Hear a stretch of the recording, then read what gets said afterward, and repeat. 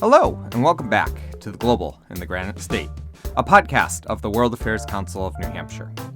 We're so excited to continue to bring these amazing programs to our diverse global community as the world continues to turn, major changes take place, and new issues emerge.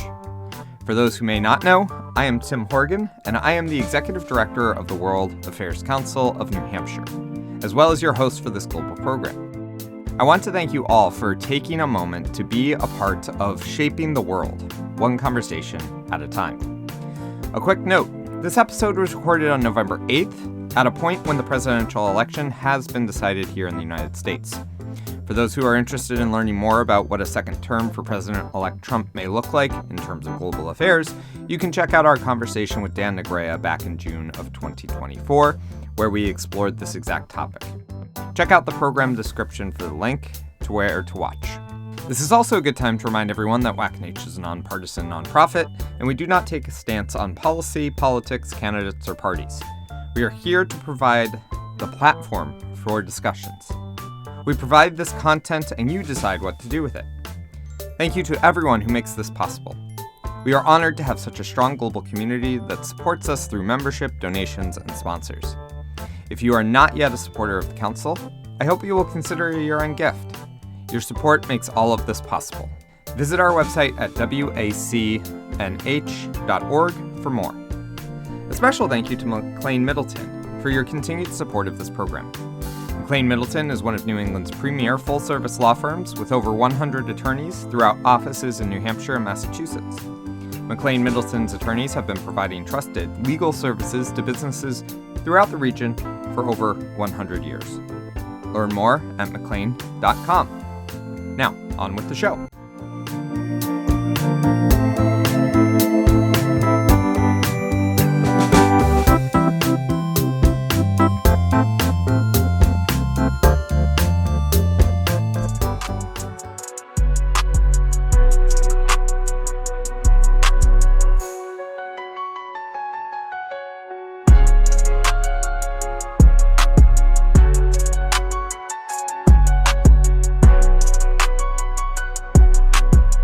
Strategic ambiguity has always been a cornerstone of U.S.-Taiwan relations ever since the 1979 opening of China to the West, the U.S. recognition of the One China policy, and the Taiwan Relations Act.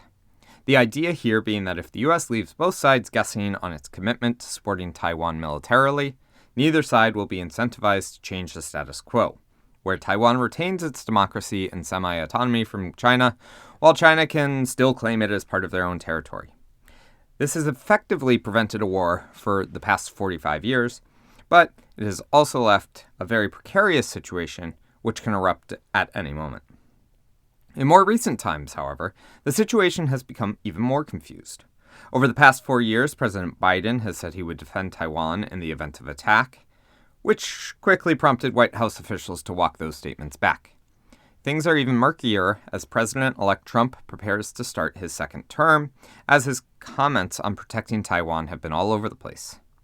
So, where does that leave things as we look ahead to the future of Taiwan, Chinese, and U.S. relations?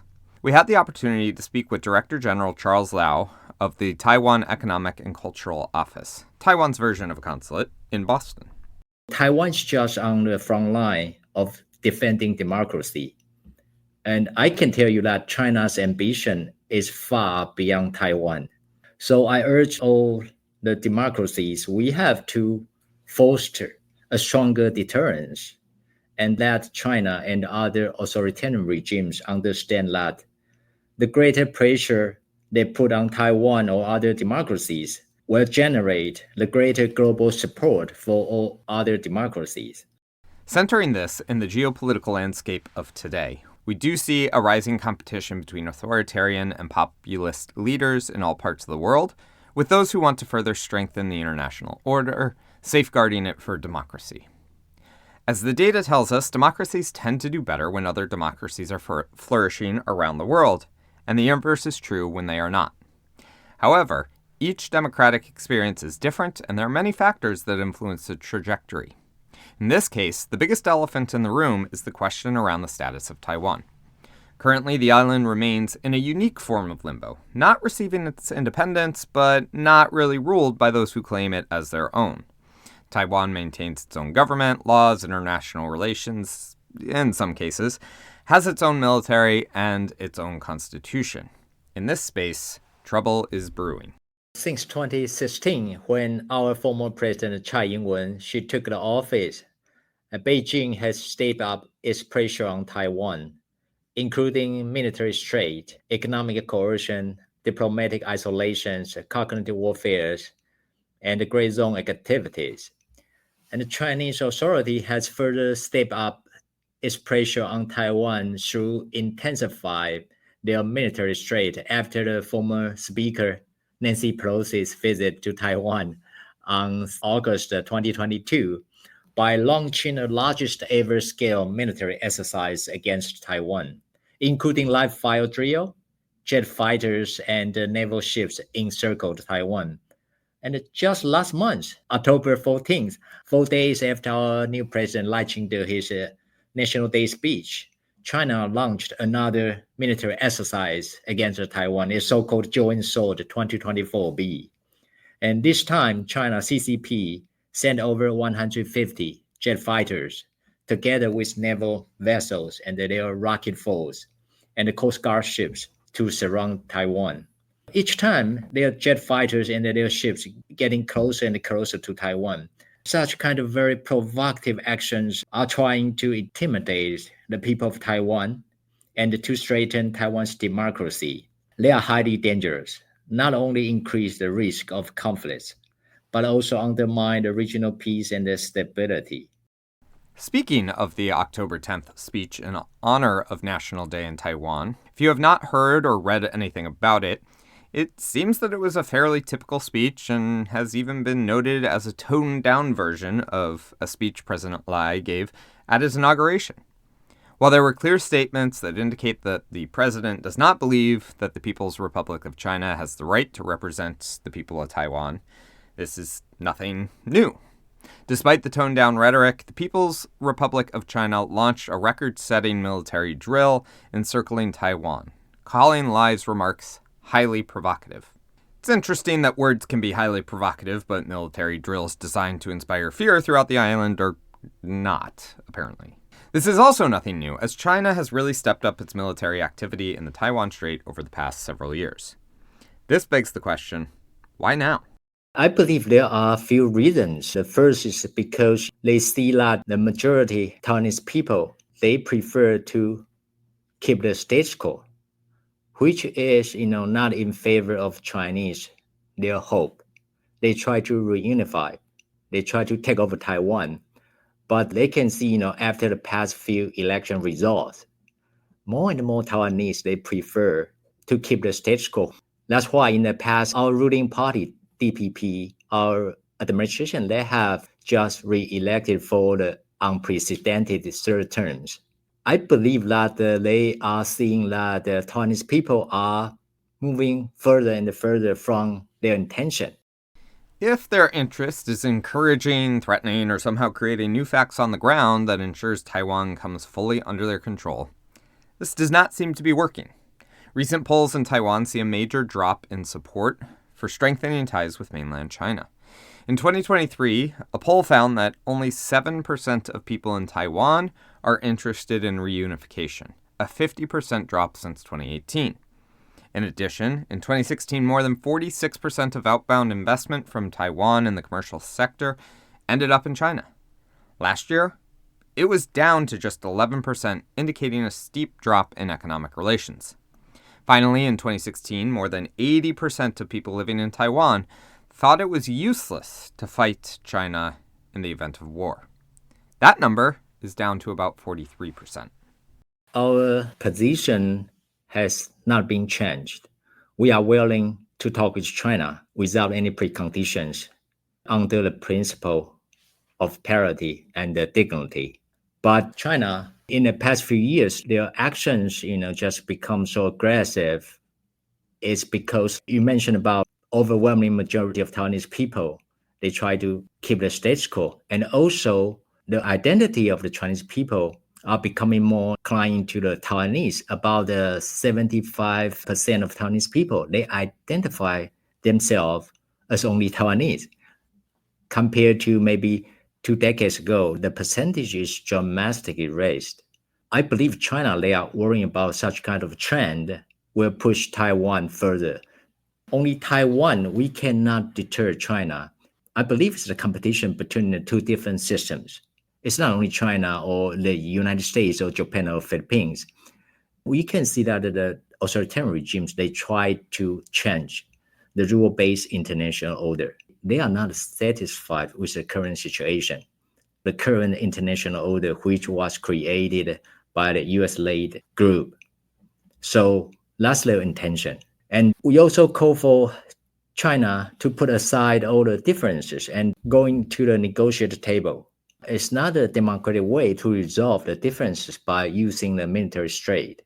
Of course, keep the communication channel open is very helpful, but we can not rely the future of Taiwan or the peace and the stability of the Taiwan Strait on China, on their goodwill. You can see that in the past, we cannot trust the autocracies' behavior and what they say. So, as the actions of China become more aggressive, the government of Taiwan has continued to work on building out their own defenses and to solidify their standing in the global order. Each of these tasks remain important. However, they have had more success in building up their own defenses, including through major arms purchases from the United States. Since 2016, Taiwan has increased our defense expense significantly by more than 80%. And this year, our defense budget reached a new height at 20 billion US dollar, which is about a 5% increase from last year. And in addition to regular budget, we also allocate a special budget to strengthen our asymmetric capabilities. Actually, in the past decades, our growth rate of defense budget has increased more than any other regional countries. But in addition to increasing defense budgets, we have also implemented some military reforms, like extending our conscriptions from 4 months to a year, and also reforming our reserve systems and prioritize the asymmetric weapons such as missiles and mines. And we also invested in Taiwan's defense industrial base. These are important steps that we have taken to increase our defense capability. And in past June, our President Lai Ching-te, he announced the establishment of a new Whole of Society Resilience Committee under Office of President, which is trying to continue our effort on building a more resilient society. And also under this committee, different ministries and government agencies have allocated different budgets into it. And in the meantime, I want to thank the U.S. government's continuous support for helping Taiwan to strengthen its defense capability. Just last month, Biden administration announced its 17th arms sales to Taiwan. And once again, it reflects the U.S. government's unwavering support for strengthening deterrence capabilities and demonstrate its high regard for peace and stability across the Taiwan Strait. We understand that to defend Taiwan is our own responsibility. We must show our courage and resolve to protect our homeland and defend democracy. And we believe that only by preparing for war can we avoid it. And only being capable of fighting a war, then we can stop one. One interesting change in the relationship between China and Taiwan comes in the form of economic engagement. Coming out of the pandemic, the Chinese economy has underperformed expectations, while the U.S. has outperformed them in terms of GDP growth. Even before the pandemic, China's growth rates were trending downwards towards 6%. But since the pandemic, they've only cracked the 6% mark once. This economic instability can lead to external instability, as the government may look to distract their population. Yes, some people are worried if China are facing more and more serious internal problems, they may try to find a scapegoat outside China. and to release their internal pressures. Some people are saying that China may use Taiwan as an excuse for that. But again, I think we are preparing all the possible scenarios. And the best way is to have the stronger deterrence against China. Let them know today is not the D-Day. Any day when Xi Jinping, when he wakes up, he will realize if he decides to take any actions against Taiwan, the cost will be very high. He has to think about it twice. I would like to say that the deterrence at this moment is very important. We are in a very critical moment right now. So if we don't send a stronger signal to China, to Xi Jinping, let them know that they cannot keep doing this. Otherwise, our democracy will face stronger challenges in the future. In addition to a slowing economy, Taiwan and China have been decoupling their own economies, seeing a 30% drop in direct investment from Taiwan into China from 2016 to 2023. China also placed 168 tariffs on goods coming from Taiwan over the past year. On a side note here, I find it interesting that China claims Taiwan as a part of its territory and yet are placing tariffs on their trade. I cannot find another example of a tariff being placed on an internal economy. For example, as if the United States crafted a trade deal with one of its very own states. I'll leave that there for you to decipher for yourself. At the end of the day, economic relations are deteriorating, leaving the two entities less dependent on each other. Before 2016, Taiwan used to be the number one largest foreign investor in China, and vice versa. China is our number one foreign trade partner. But since 2016, our government, we have diversified our investment and our businessmen to other places other than China, because we see that the potential risk inside China. The trade connections between two sides has decreased dramatically since 2016. Last year, 2023, the two sides trade is down to about 25% of our total foreign trade. It used to be over around 55%. So you can see that the significant decrease. Other than that, in the past few years, you can see China continuing to exert such kind of economic coercions against Taiwan. They try to ban any imports from Taiwan, including our agricultural products or any other agricultural produce. But such kind of actions not only on Taiwan. You can see, even they use such kind of coercion toward Canada, Australia. If you remember, just 2 years ago, they banned the red wine from Australia and they banned their lobster, of course, for other countries. They are using such kind of a coercion to against us. So we try to reduce our dependence on China. Also, other democracies, they are seeing that the Chinese economy are facing very difficult situation right now.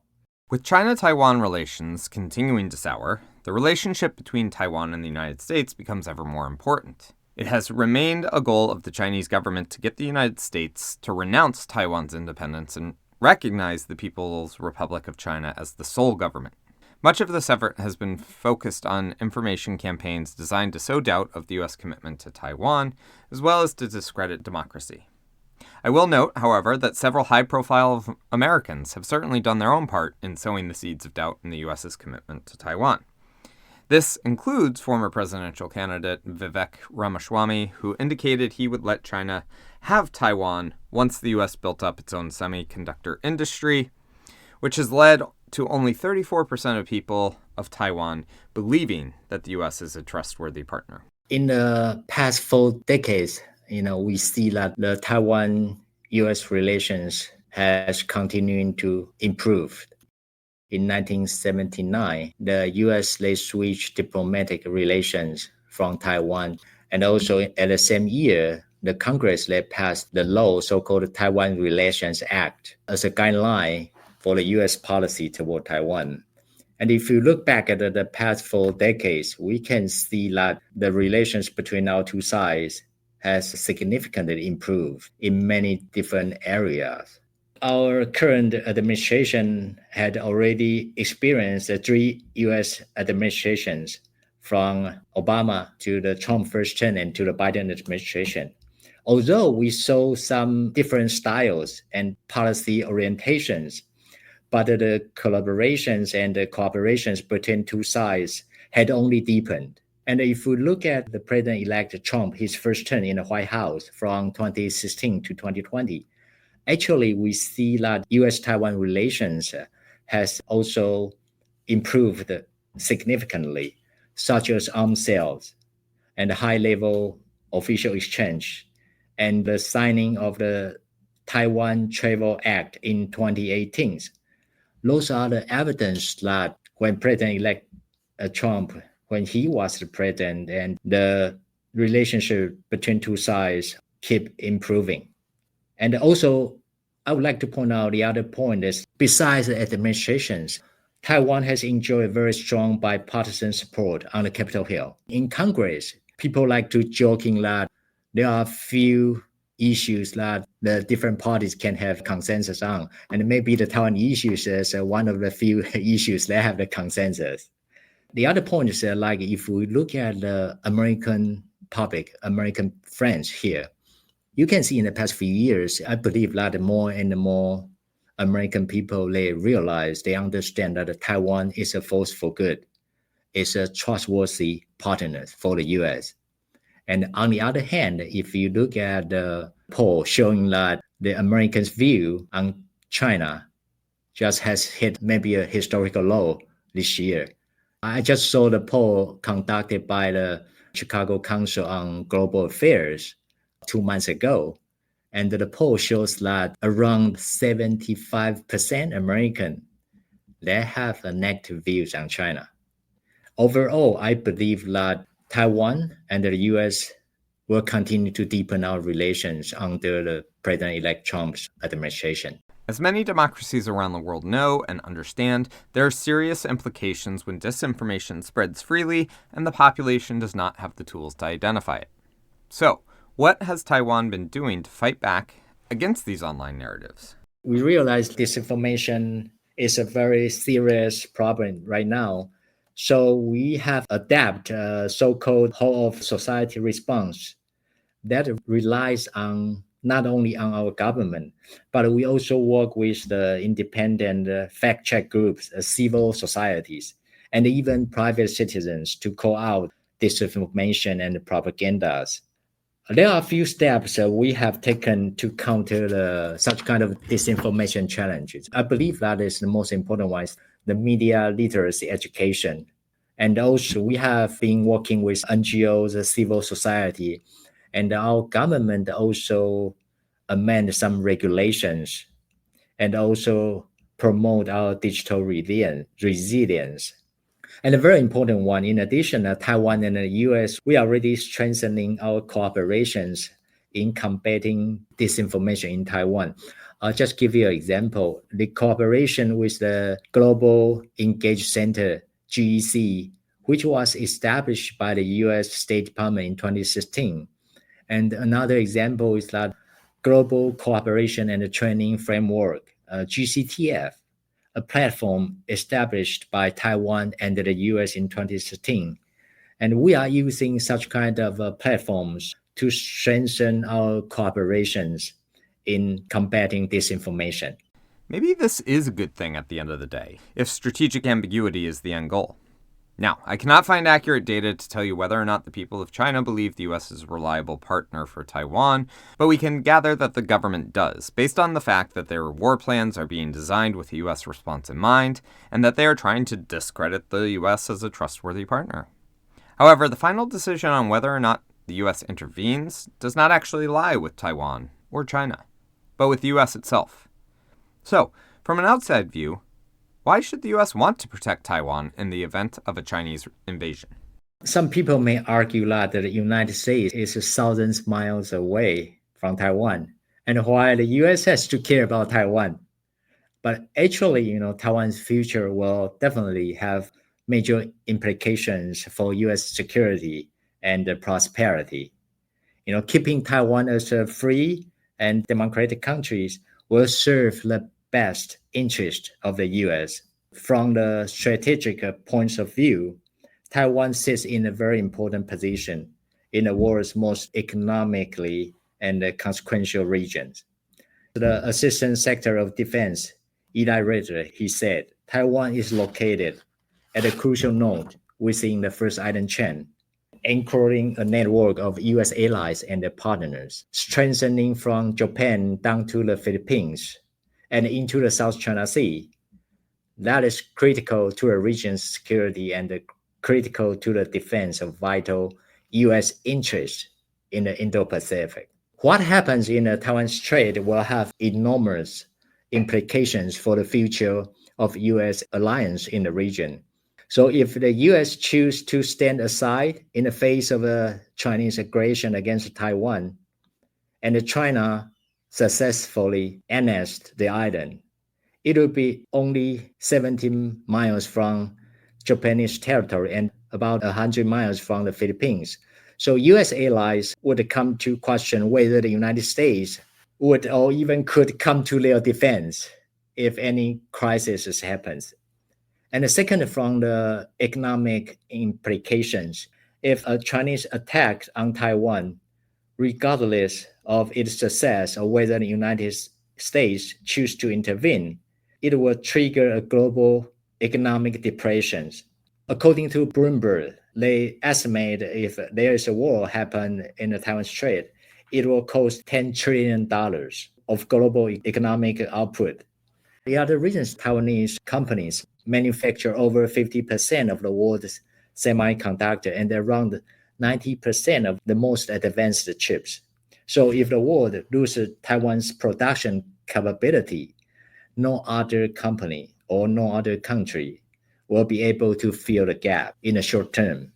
So even during the Chinese blockade and attack, the production and the shipment of the semiconductors would come to a halt, leading to a shortage of nearly every product that contains technology, from smartphones to computers and cars, like many electronic products. Taiwan is a critical player in the global supply chain, especially in semiconductor industry. From those 2 points, Taiwan's fate will definitely affect the U.S. interest in the region and also for the other countries. When Director Lau mentions Taiwan's strategic position, he is talking about the fact that about 20% of global maritime trade goes through this key waterway. In comparison, the Suez Canal takes about 12% of global maritime trade. Many of you may remember the container ship Evergreen crashing in the Suez Canal and blocking all traffic. This cost the world economy about $10 billion per day. If China were to overtake the island of Taiwan, the strait would become Chinese internal waters, which they could close off to any ship they choose. As China has already shown, they are more than willing to use economic coercion to get what they want or to punish other countries.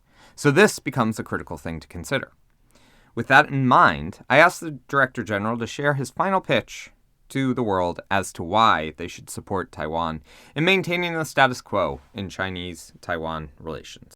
At this moment, I believe that a very important actions that we should have right now is the international community, all the democracies, we have to work closer and to send a very clear signal to all those authoritarian regimes that we stand with each other.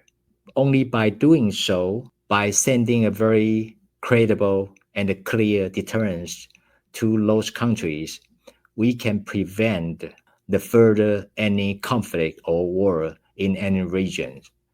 And I would like to urge all democracies to work with Taiwan, because keep Taiwan as a free and democratic island, a democratic country, will serve the best interest of the world. And I have a strong belief that at the end, Taiwan will prevail.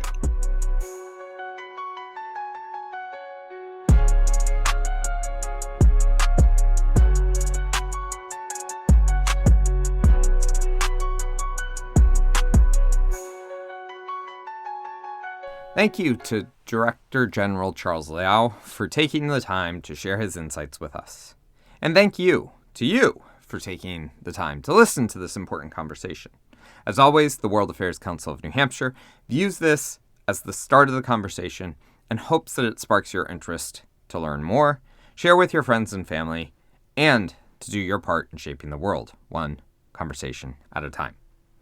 I hope you have enjoyed this and invite you to send us your feedback, like this episode, and comment. Your insights are invaluable as we continue to highlight important global issues.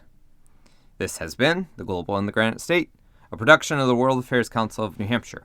Tim Horgan remains the be-all and end-all of this podcast, doing everything from producing, directing, editing, fact-checking, researching, audio engineering, and more.